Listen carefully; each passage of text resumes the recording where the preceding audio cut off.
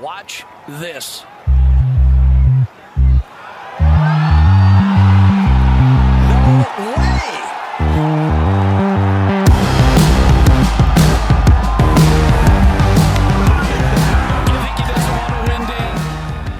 Hello and welcome back to the Cookie Jar Golf Podcast. I am Sam Williams and today I'm joined by Bruce Fitzpatrick. Hello. So we've got a really special guest on with us today, all in honor of a figure that I personally find really interesting in the game of golf, Babe Zaharias. Before we get going and introduce Susan, our guest, there's a few facts about Babe that I just wanted to kind of set at the outset because there's almost too many to get through in a podcast.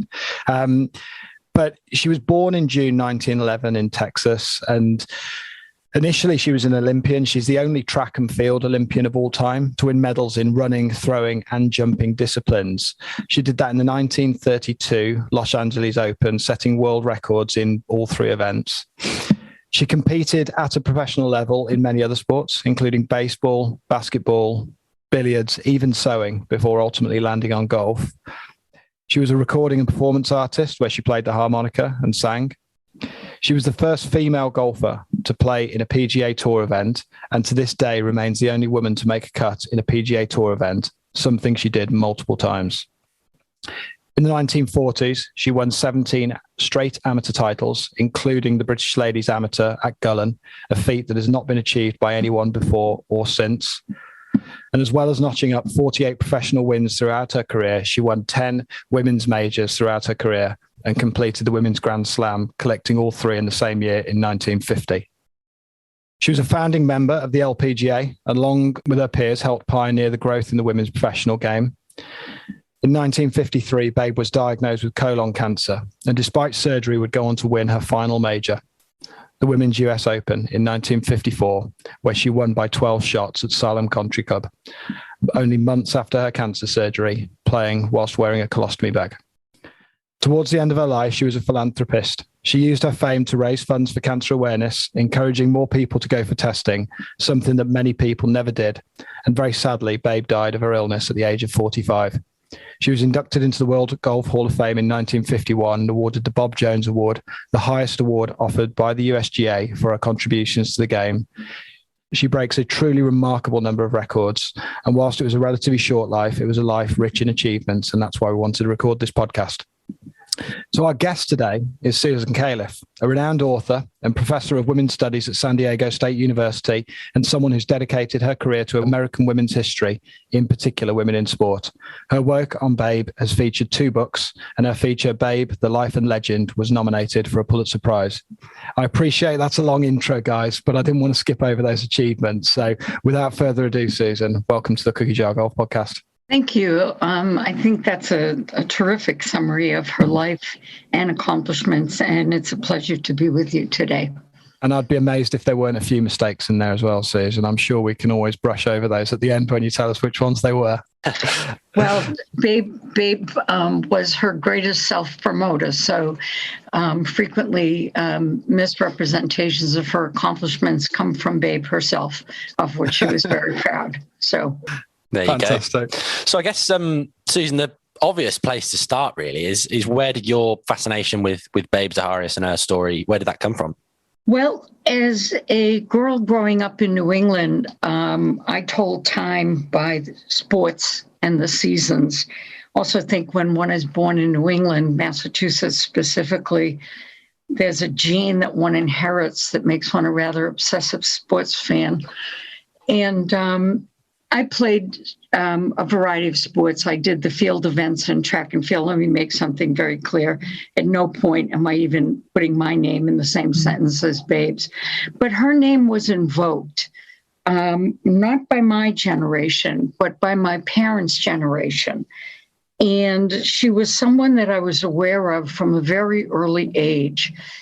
And that knowledge just sort of sat with me until I moved. My first professional job after I completed my PhD at Brown was at the University of Texas Medical Branch in Galveston, Texas.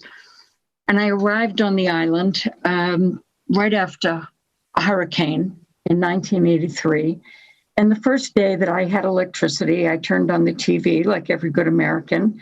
And there was a made-for-TV movie about Babe Didrikson. And I watched the movie, and it ends with a scroll that says, Babe was treated for cancer at the University of Texas Medical Branch in Galveston. And it had a list of all her sports accomplishments. And I just sat bolt upright on my couch because I thought I start work there tomorrow. And the coincidence, it wasn't coincidence, of course, the chance of that happening led to a series of fascinating events. One day, one does interesting things at a medical center. I was cutting through the oncology ward to get to another part of the hospital, and there was a giant painted portrait of Babe, probably 8 feet by 6 feet, posed with golf equipment. And it was in gratitude for her contribution to state-of-the-art cancer equipment at the hospital in the 1950s. And one thing led to the next. Somebody on my faculty said, "You're interested in Babe? I think there's a very elderly nurse who actually treated her, who I can put you in touch with." And I talked to that nurse, and one thing led to the next. And that's how I got involved in researching the life of Babe. Wow. So am I right in thinking the research on Babe came before your kind of career working with San Diego University and kind of, essentially lecturing and working on, women's studies? Did the interest in Babe kind of precede that then, really? That's correct. I mean, at the medical center in Texas, I was teaching medical ethics, the history of medicine, and women's history to medical students and their clinical faculty. And this discovery that I was in the exact same location where Babe had been retreated repeatedly for cancer. And of course, she grew up in Beaumont, Texas, about 90 miles from the medical center, and rose to fame in Dallas, Texas, opened that whole line of research for me. And I worked on that book and completed that book. I worked on it the years I lived in Texas, and then finished it up when I relocated to San Diego and joined the women's studies faculty.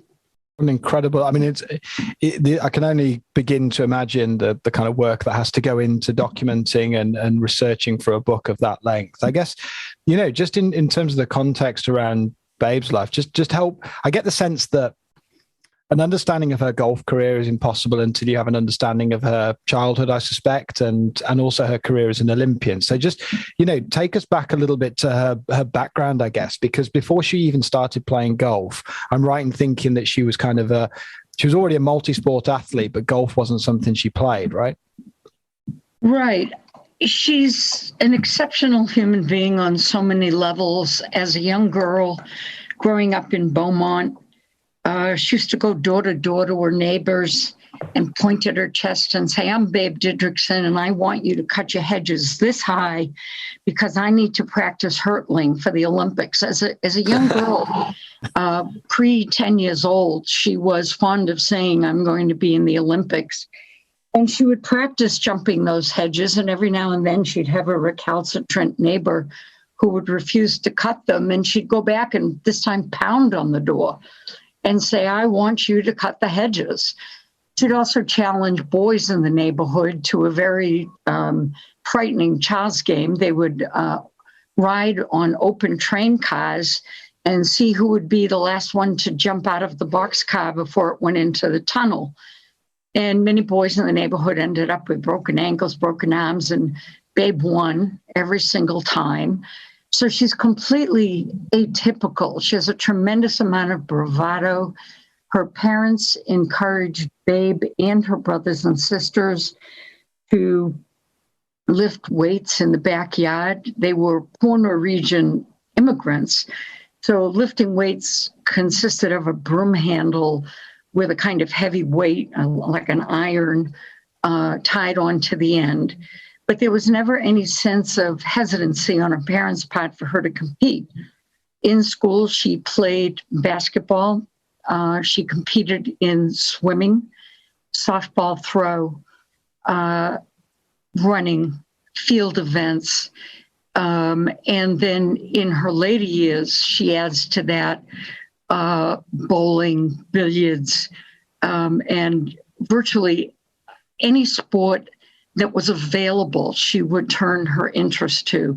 And she excelled at them all. And frankly, she found competition with girls unstimulating because she was so much better. And so she, at a very early age, challenges boys in their own games and beats them. And this makes her a bit of an outcast.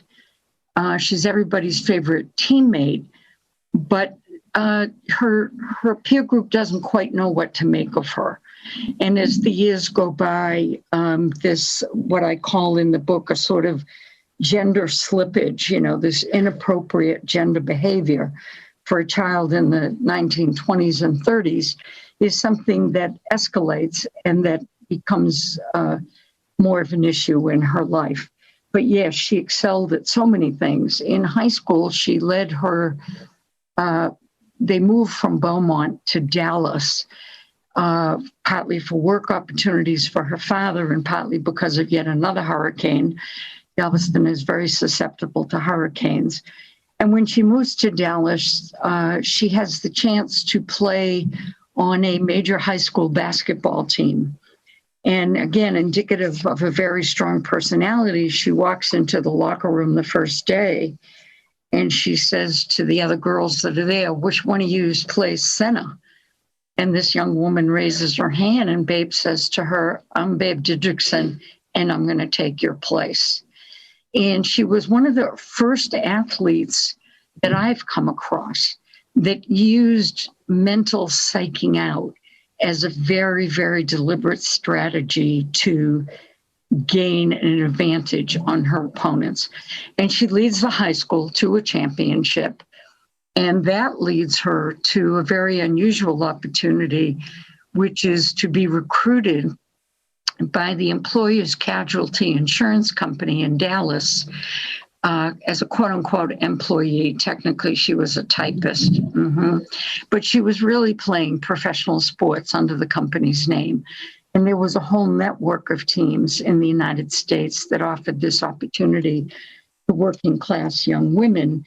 And she leads the Royal Purple, that's their name, to the national title 2 years in a row in 30 and 31. And this is what truly puts her on the map as a phenomenal athlete nationally. That's incredible, isn't it, when you think that you could be recruited as you say, a typist, but really there to play the professional sports and, clearly a standout, and it feels, how does someone, because she goes on to then, obviously compete at the Olympics and excel on a world stage, in very, very different disciplines. Was there anything, physically or mentally that made her just so versatile, do you think? So it's very rare you see that level of versatility, anything in any sort of sporting game throughout history, right? Yeah, that's an excellent question. If I had to answer the question in one word, my answer would be ferocity. Babe approached sports and winning not as something that she would try to do, but as something that she would do and best anyone before, during, or after herself. It's interesting. She did not receive a lot of coaching, which I think is part of why she participated in so many sports. When we think of athletes now, they're really, a student, an exceptional athlete might be encouraged to play basketball, football, something. Obviously, football more for men than women in high school. But once talent is identified, the athlete is really encouraged. Focus on baseball, focus on track and field. And Babe didn't really have that type of coaching. And so she pursued what interested her. In fact, when she starts playing for the insurance company, after the 2 national basketball championships, they can see that she's clearly bored. And so they come up with an idea as a stunt, actually, which was to have her compete as a one-woman team in Evanston, Illinois in 1932 for the U.S. Olympic tryouts in track and field. And so in one afternoon, she competes in 10 events and sets world records in 6 of them. Ridiculous. And the second place team, the University of Illinois, scores 22 points, and Babe Didrikson scores 30 points. And interestingly, at this point in time, the International Olympic Committee thought that girls' and women's bodies could not stand the stress and strain of elite competition. And so even though she had set 6 world records in an afternoon, she was forced to choose only 3 events in which she would compete in the Olympics. No athlete, female, could compete in more than 3 events. And so she chose the discus, high hurdles, and javelin. And Employees Casualty realized they had lightning in a bottle. And now she's making front page news, including the New York Times. I mean, who wins 2 basketball championships and single-handedly wins the Amateur Athletic Union track and field tryouts for the Olympics and sets 6 world records? So her practice ethic is also legendary, rightly so. As I mentioned before, Babe created a lot of myths about herself, but one thing she did not need to fan the flames of was how she practiced. Her sister Lily recalls Babe practicing driving golf balls. This is when some driving ranges first started to have lights at night, until her palms bled, 200 or 300 balls at a time. And Lily would be there with her and beg her to stop. And Babe said, "I don't like my shot yet." And she'd keep going. And the best Lily could manage was to get Babe to wrap her palms in a kerchief to catch the blood. Her work ethic bordered on unhealthy at times. She pushed herself extremely hard.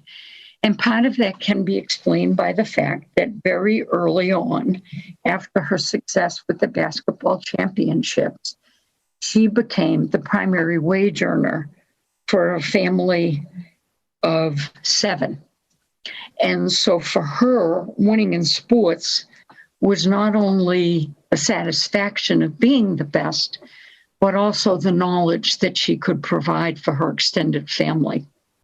I mean, money is something that comes up a little bit throughout the kind of research. And when you look into her life, that it certainly feels that maybe sort of between the sort of 32 Olympic Games and then, really up into the early 50s when they're starting to really lead the LPGA, and she's, a huge household name at that point, that she's doing quite a few things to earn a living. Is that fair to say? She's almost participating in different sports and doing things almost like as a bit of a she's almost like a showman, really, in some respects, isn't she, to kind of earn a living. And that leads me to wonder, like, why did she settle on golf? Because at the time you can't imagine that golf had any opportunity of paying a living for her at that point.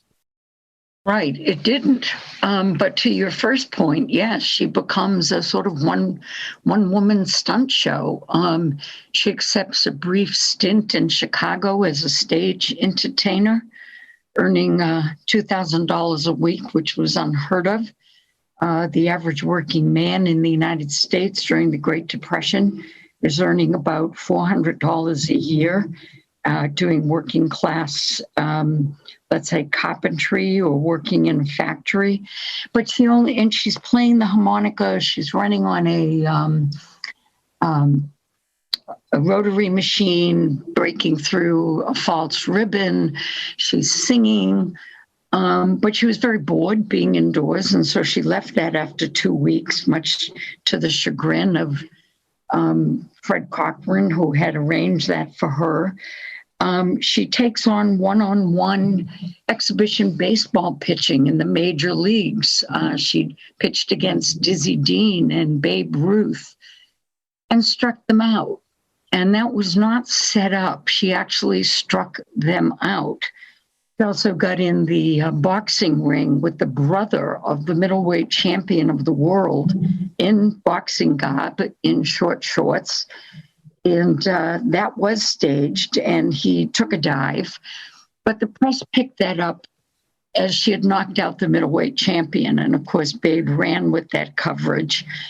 And so she also joins a traveling donkey ball baseball team. This is something I have no idea if this exists in the UK, but I actually saw this as a child growing up in New England.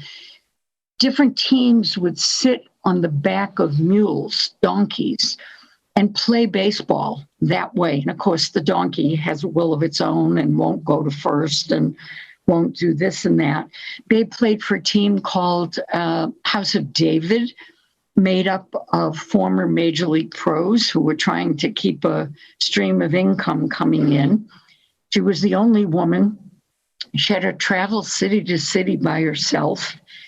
And, one could argue that some of the things she did, she even proposed racing the horse that had won the Kentucky Derby. But she was discouraged from doing that from those closest to her. They said, Babe, you've got to draw a line. You're an Olympic athlete. You need to retain some sense of class. But she took on a number of things, many of which were controversial. And again, what she does is challenge men at their own games. To your second point, why golf? Well, she very consciously made a decision. She wanted to ascend from her working class background. Also, by the early 1930s, she is the target of much unkind, cruel press speculation about her sexuality and gender identity. She had sports writers like Grantland Rice, who were completely in her corner and adored her. But there were other writers, one in particular, Paul Gallico, who wrote for Vanity Fair, which was a highly circulating magazine at the time, still is. And he wrote an article about Babe after the Olympics called Mr., Miss, or It. And in it, he speculated that she was the premium member of something he dubbed the third sex, that perhaps she was lesbian, and that she was, he coins another term, a muscle moll, M-O-L-L.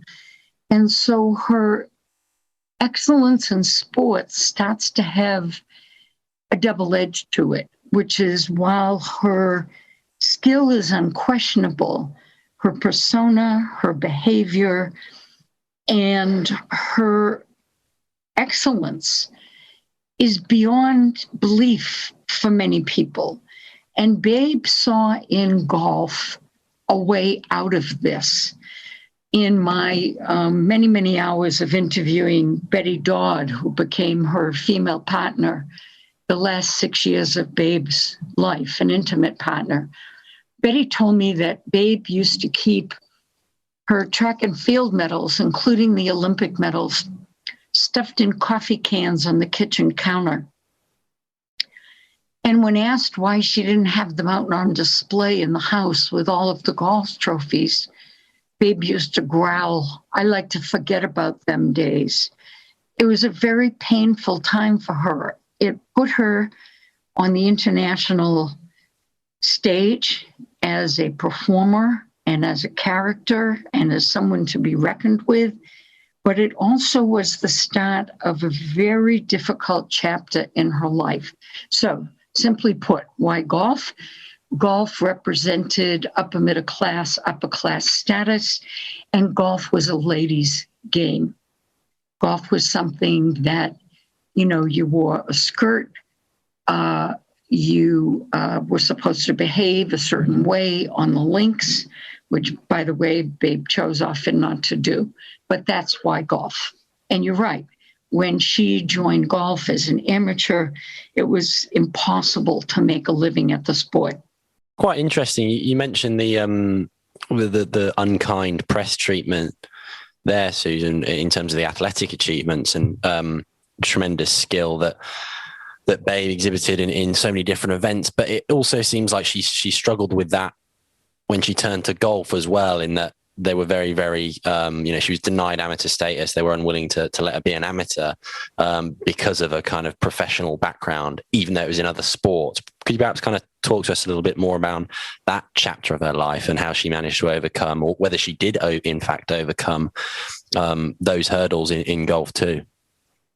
Sure. I mean, the women that were the outstanding amateurs in the United States were openly hostile to Babe. They called her a truck driver's daughter, even though her father was a ship's carpenter craftsman. The comment was clear. They were saying, she's not our type. She doesn't behave. She doesn't speak. She doesn't dress and carry herself the way that a lady golfer should. Babe has a turning point in her life when she meets a socialite in Dallas, a wealthy woman, and her husband named Bertha Bowen. And Bertha Bowen takes Babe under her wing, and she says, look, Babe, if you're ever going to make it in golf, you have to let me smooth out your rough edges. And she takes Babe to Neiman Marcus. Yes, there's a Neiman Marcus in the 1930s. And buys her several $100s worth of feminine clothes, gets Babe's hair styled, gets her nails done, buys her pumps, shoes that are pumps, and says to Babe, whenever you're out in public, you must wear a girdle and a bra, something that Babe didn't do. And she said things to Babe like, stop swearing, stop spitting. One of the things Babe had done at the Olympic Games was to challenge other Olympians to a spitting contest, which of course she won. So under Bertha's tutelage, some of the rough edges of Babe are smoothed. But what Babe loved to do was to play the press. She loved to pull out this tomboy, rough persona. She would tell a bawdy joke to reporters, something that a lady would never do in that era. She'd step up to the tee and yell to the gallery, all I need to do is take off my girdle and let her fly. And this kind of thing, while immensely entertaining and brought her much coverage, made the women amateur best players cringe. And they were very hostile to her.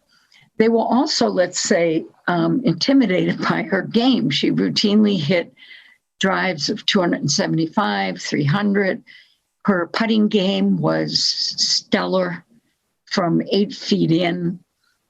And she grandstanded on the links. And as we know, golf has very distinct etiquette. And Babe would frequently violate it at will. And so she received a great deal of condemnation, and frankly, they did their best to try to keep her out. But she was such a drawing card for the media and for the game. And then as she began to, with Bertha's influence, get into these tournaments, she won. And so now what do? Well, the press covers her. And it's interesting. Sometimes she'd win a tournament and the coverage would be half text about her game, but the first half of the text would be about how feminine she was and how she opened her purse for reporters to see her eyeliner and lipstick. So Babe is constantly playing the press, but painfully, she's also being played by them because she is single at this point. Aspersions have already been cast about her sexuality and gender identity. And so they're still speculating, who is this? And they use the word creature, And so Babe had a lot to overcome to find a place in golf where she was even moderately accepted. Bizarre, isn't it? When you sort of talk through it there, you feel like there's in some respects, the media see her perhaps as like the last of a Victorian freak show almost. And that's why it becomes quite interesting for them. And similarly, she's trying to use that media attention to market herself and actually to help elevate her. And all the while you've almost got this tightrope, haven't you, of people who just, the establishment who are totally offside with it, but also some people who just seem to be simply in awe of her ability as well and wanting to encourage her, because I'm right in thinking she starts to pick up invitations to certain events, doesn't she? And I think that's where she meets George. Her husband is playing in an event there. She starts to get kind of invitations to play in certain PGA events, and she starts to make the cut. She starts to play good golf, and she's got people around her that are encouraging her. And it's almost like there's this perfect storm of dissenters and promoters all kind of clashing at the same time. Do you know what I mean? When you read about it, it doesn't feel like everyone's kind of beating her down. It's like everyone's has a different view on the whole thing. And it's quite interesting when you look at it, I think. Well, I think, the tightrope image and the perfect storm, I think they're both spot on. The American public and to some level, the world stage did not know what to make of Babe. She was so atypical for a young woman. And at the same time, golf had much to benefit from her persona. There was never anyone as exciting, as brash, as outspoken. She was one of the most charismatic people. Anyone that met her had 10 Babe stories to tell, some of which were funny, some of which were shocking, but they knew they had met one of the major personalities of their time. And Babe played all of this to the hilt, sometimes to her detriment, most often to her benefit. When she meets George Zaharias at the U.S. Amateur Open in Los Angeles in 1932, she's paired with him just in a draw. And he at the time is a champion wrestler. And wrestling in the United States then, what it is now, which is entertaining theater. And his name was the Crying Greek from Cripple Creek. Cripple Creek is a town at 14,000 feet elevation in Colorado, where I've actually been. And he was a tremendous self-promoter. He was a bad guy who cried in the ring. And he made a fuss. He said, I don't want to play with no woman. He was a working class toughie himself. And by the end of their match, he's putting her in half Nelson holds, and she's flipping him to the ground. So they were a pair. And by that, I mean, if it brought attention, if it brought a paycheck, if it brought a laugh, they found great entertainment in each other. People found them tremendously entertaining. Babe used to say when she met him, he was a Greek god. He was a finely chiseled, handsome young man. And as the years went on, she said he turned into just another goddamn Greek, because he ballooned out to almost 400 pounds. He had a number of health problems that he didn't care for.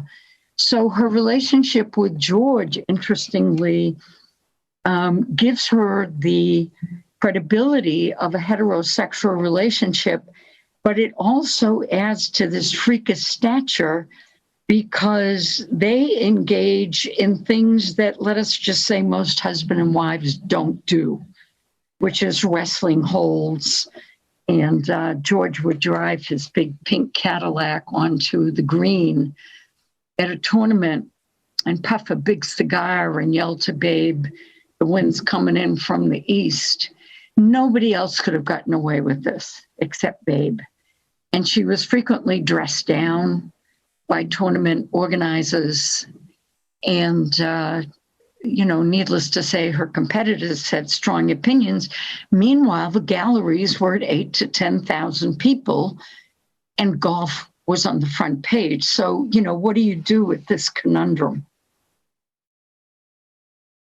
There's a lot written about her kind of the relationship with George and her sexuality and her home life and things around that. So, I mean, do you get the feeling that her and George had a kind of a happy relationship? Where there's some reports, I think, that there was possibly some domestic abuse there. I don't know whether that, how did that all kind of play out in her professional life, do you think?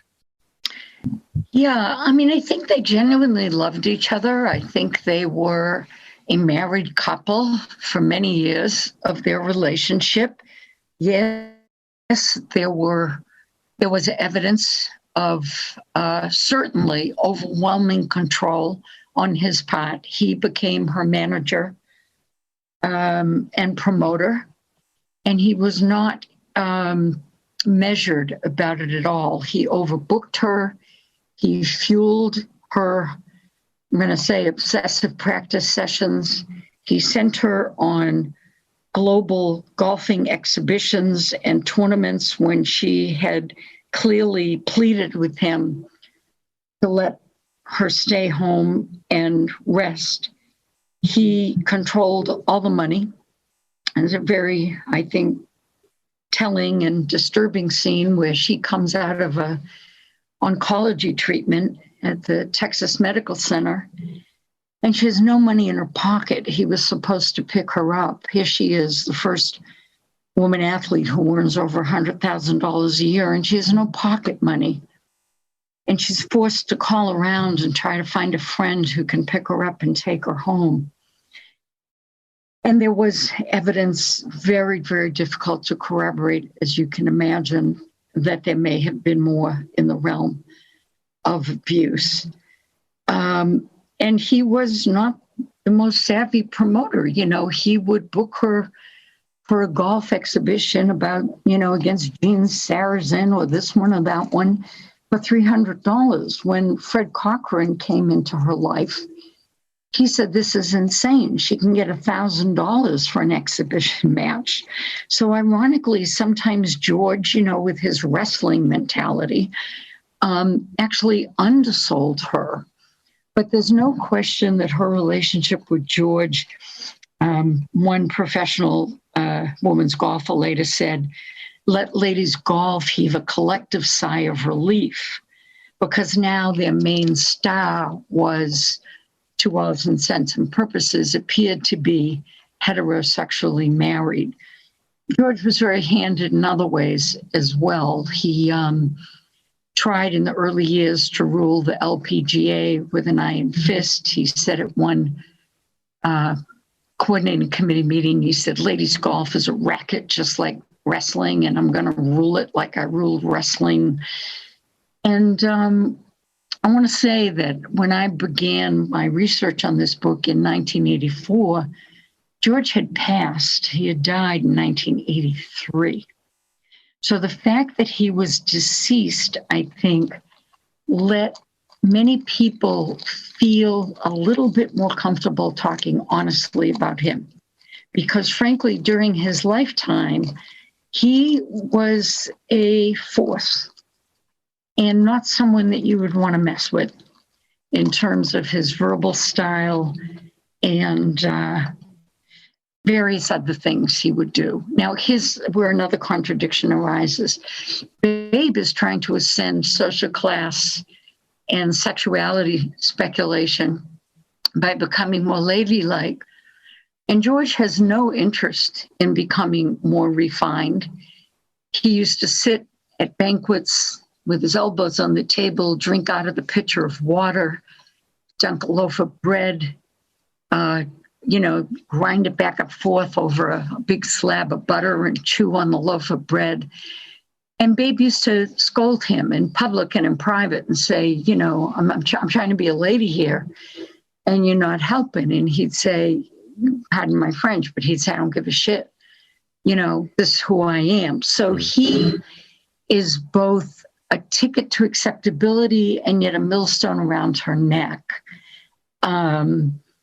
But he also, I argue, becomes her wife in a traditional sense. He takes care of her meals. He does her bookings. He does her massage. He stops his own multifaceted career. He had run a haberdashery. He owned a semi-pro football team. He quits his own wrestling career, devotes himself completely to Babe. And I think that we know enough now about sports couples to know that this can become a little problematic, in that as the years go by, his identity is completely wrapped up in Babe. The control escalates, and later in life, there's many scenes that are witnessed. One that comes to mind at the moment is that when she's in the hospital in Galveston being treated for cancer in the early 50s, he's in Tampa Bay, and he had taken to drink quite a bit. And he's standing on a street corner, very tipsy, pointing to himself and saying, "I'm the husband of Babe Didrikson. I'm the husband of Babe Didrikson." And people are walking by, and finally a couple of acquaintances come and they collect him off the corner and take him home. I mean, this is a terribly sad scene. One, you ask the question, why is he not with her in Texas for the cancer treatment? And two, he's clearly heartbroken that she's sick. But the grandstanding of George Zaharias is now on the husband of Babe Didrikson. So it's a complicated relationship. And I think it helps us understand a little bit why, when he becomes aware that Babe is having an intimate relationship with a young female golfer, he does not leave her. He's economically dependent on her. His identity is completely wrapped up in her. And frankly, he has become her shadow in a way. So people say, well, why? What kind of man stays when he knows that? Well, life was complicated and he made that decision. And I guess, despite that complicated relationship, from Babe's perspective, it seems to have the intended effect of allowing her to regain her amateur status, I think, in 1942, albeit she has to give up, my own thing is she has to give up other professional sports for 3 years or so. Is it fair to say those the rest of the 40s and the early 50s, that's the kind of peak of her career, and she's well and truly established as a household name in women's professional golf, and obviously then goes on to be a pioneer in the development of the Ladies Professional Golf Association. Perhaps you could sort of tell us a little bit more about that, Susan. Sure, absolutely. Babe always said that the British Women's Amateur Golf Tournament in the championship in 1947, where she was the first American woman to win it since its inception in 1893, was the turning point for her. It garnered her transatlantic fame. She played brilliantly to the British press. She had had a significant winning streak in the United States before that. She had actually chipped a bone in her thumb during practice for that tournament, but she kept it a secret. She brought all of her charismatic flamboyance and was dubbed Superman's sister. She had asked for clothing donations because she hadn't packed right for the dampness of Scotland. And she wore a air raid worker's uniform and her lucky slocks, slang for corduroy pants. She did a jig. She sang a Highland song. She hurdled the clubhouse wall, and she won. And that gave her credibility in the golf world that was just unparalleled, and something that couldn't be assailed or questioned. George also met her on the boat returning to the United States, and they both mugged for the camera, kissing and hugging, and she held the trophy high, again, while she did a jig. And as you say, in the late 40s, she continues this very impressive winning streak. she claimed 17 consecutive wins. Actually, much painstaking research revealed it to be 13, but it was a myth that Babe perpetuated. She just wrote out a loss in Spokane, Washington. And she obviously becomes the top money winner, although the purses are very, very small. And it's at this time that Fred Corcoran, a sports promoter, decides that he sees an opportunity to make a second attempt at founding a professional women's golf association. In 1944, there had been an attempt to found the Women's PGA, which was very short-lived. In 47-48, Corcoran persuaded a clothes maker, Alvin Handmaker of Weathervane Sports, to put up money for a professional tournament, $15,000 plus $5,000 for a winner. That was an unheard of purse for women's golf. And Babe promptly won that tournament. And during that time, 47-48, the second attempt is successful at founding the LPGA.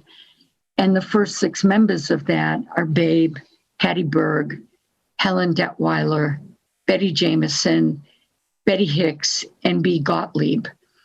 And of course, someone that absolutely needs to be named here is George Zaharias. He was never voted in with a seat, but he was at every meeting and played a very strong role.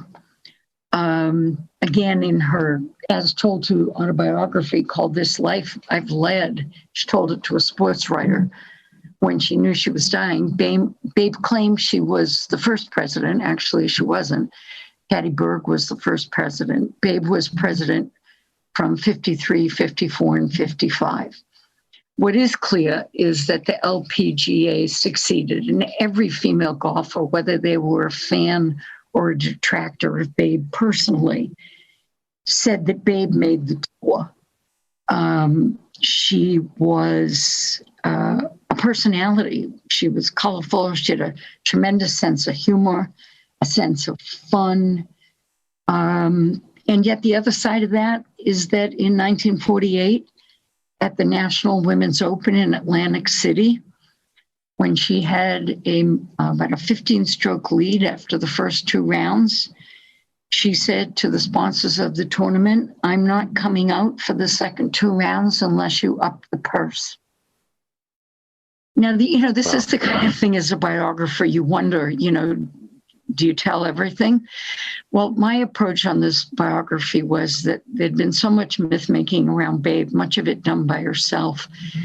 And I had the opportunity to interview her living siblings, Betty Dodd, pro golfers, Bertha Bowen.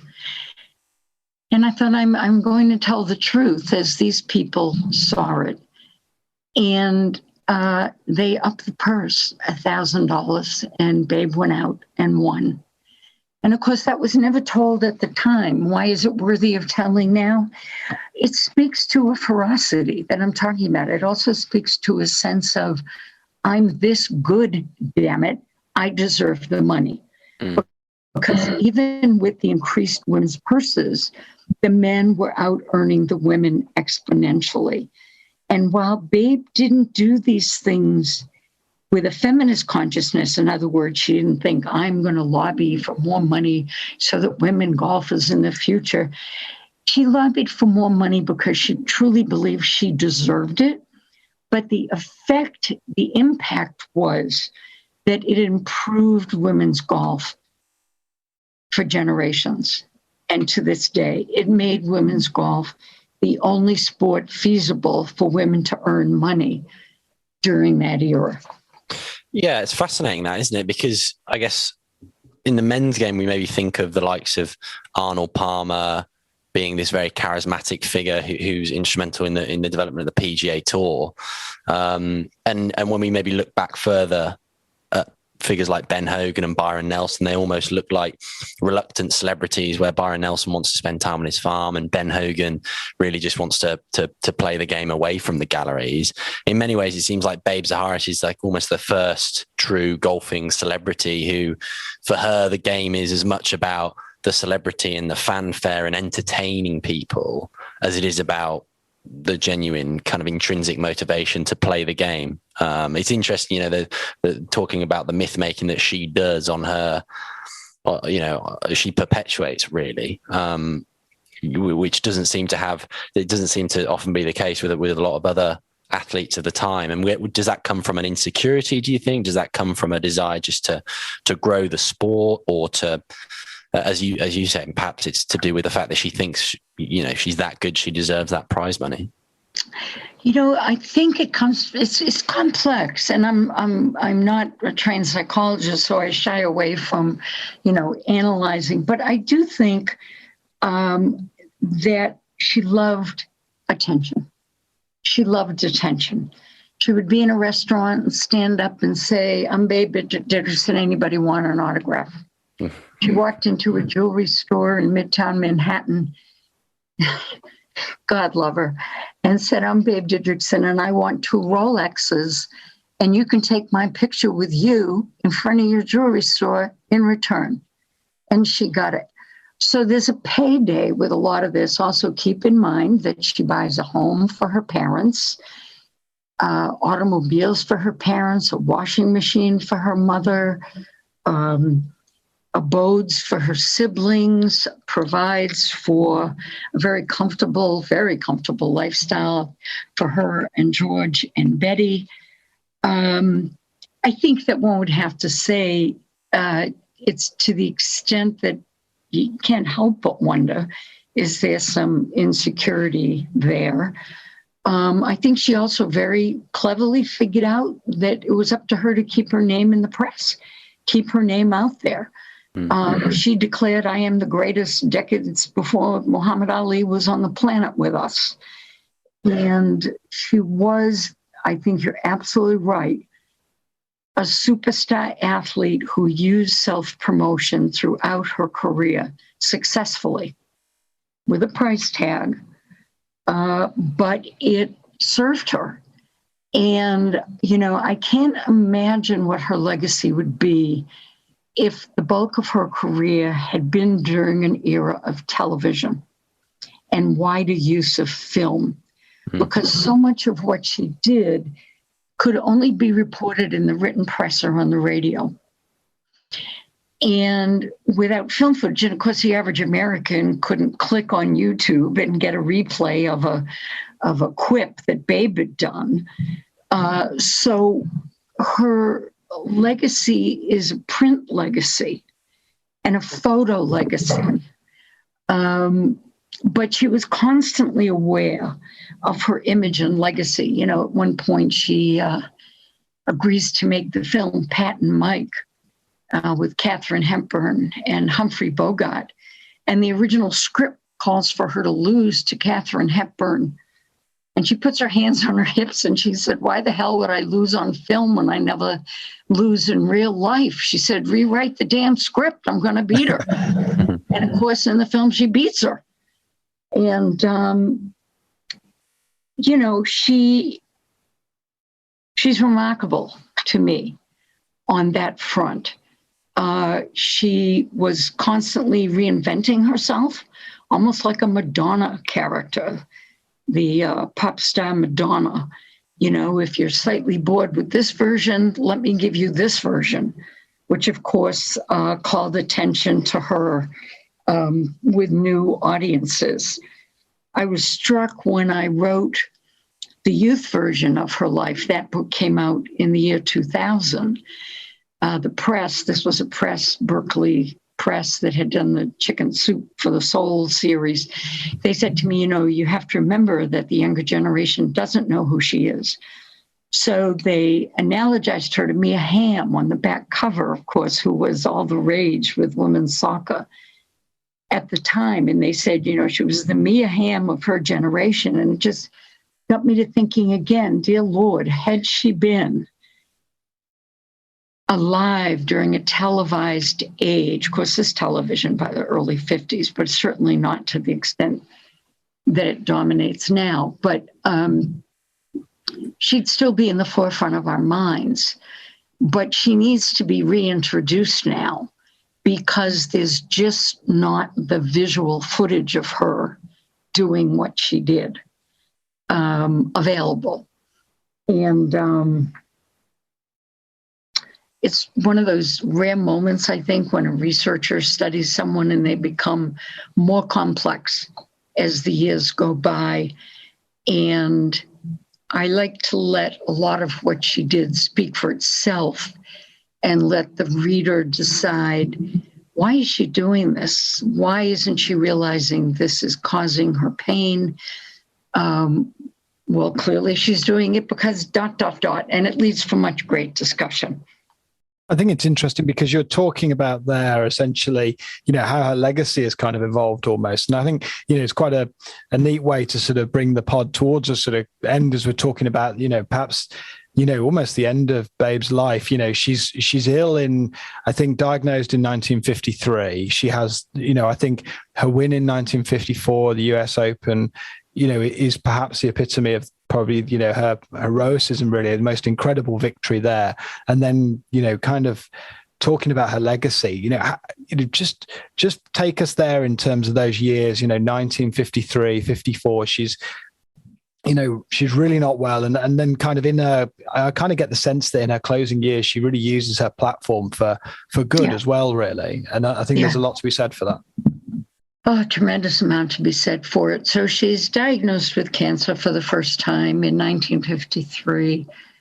And it's first erroneously diagnosed as an appendectomy. And in that era, the standard in American medicine was not to reveal to cancer patients their truthful diagnosis. It was about an 80-20 split to keep the diagnosis a secret, because they thought it would devastate most people. So Babe actually erroneously thought she had been cured after surgery.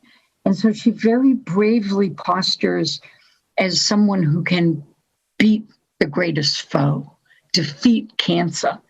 She invokes sports metaphor constantly, the highest hurdle she ever leaped. The fact that she doesn't factually know doesn't detract from me, because when the cancer returns, now she clearly knows she hasn't been cured. And she continues with the bravest public acts of consciousness raising imaginable. She says, I have cancer. You need to get tested. You need to get treatment. She allowed herself to be photographed in her hospital bed up to several days before she passed away. She had lost a tremendous amount of weight. She sat up, she styled her hair, she put on lipstick, and she posed for photos in bed, primping, showing I still care about life, myself. She visited cancer wards, founded a golf tournament to raise money for cancer education, bought top-of-the-line cancer detective equipment that was sitting in Galveston, used for many years. Interesting that it became in service in Dar es Salaam in Africa. The equipment was later shipped to Africa for use. And she became a spokesperson for the American Cancer Society, so much so that she appeared on the very, very famous Ed Sullivan Show, a Sunday night weekly entertainment variety TV show, where she received accolades for her work in cancer education. And President Dwight Eisenhower met with Babe and gave her the symbolic honorary Cancer Sword of Hope for the work she had done. And so I think on this regard, she is in a way a first, as she had been in so many athletic events, the first public personality to say, I have cancer, to try to bring comfort to other people with cancer, to raise money, to raise consciousness, to give cancer patients hope. She would go to cancer wards unsolicited, just walk into the cancer ward at the University of Texas Medical Branch and sit on the end of someone's bed and talk to them. Also, I think very touchingly, she always wanted her golf clubs by her bed in the hospital. By the way, the Ed Sullivan Show in the early 50s, Babe and Betty Dodd had appeared on that show. Babe played the harmonica. I actually have a 45 single of her playing the harmonica and Betty Dodd playing the guitar. So that was her second time on Ed Sullivan. And she's really quite remarkable. If one ever has the chance to go to the freestanding museum in her honor in Beaumont, Texas, one of the very, very few museums in the United States in honor of a single woman. There are as many trophies on display about her work, trophies, plaques, honors on display about her work with cancer as there are sports. Also, let me tell you that the museum is about half the size of a regular high school gymnasium, and the number of medals and honors and trophies that she accumulated in her lifetime are so great that they can actually rotate the display 3 full times before showing all of her accomplishments. So as a medical humanitarian, she's unsurpassed. Interestingly, she forbids both George and Betty to see her the last many days of her life because she wants them to remember her as a stronger, fuller physical person. And Betty Dodd took that banishment in stride. She was heartbroken. And Babe made the decision about George because after the second diagnosis that the cancer had returned, George broke down in the elevator at the hospital and wept. And Babe realized that her energy needed to go toward her cancer education work and taking care of herself. Quite frankly, as a realist, she didn't feel she had the energy to take care of the 2 people closest to her who were devastated.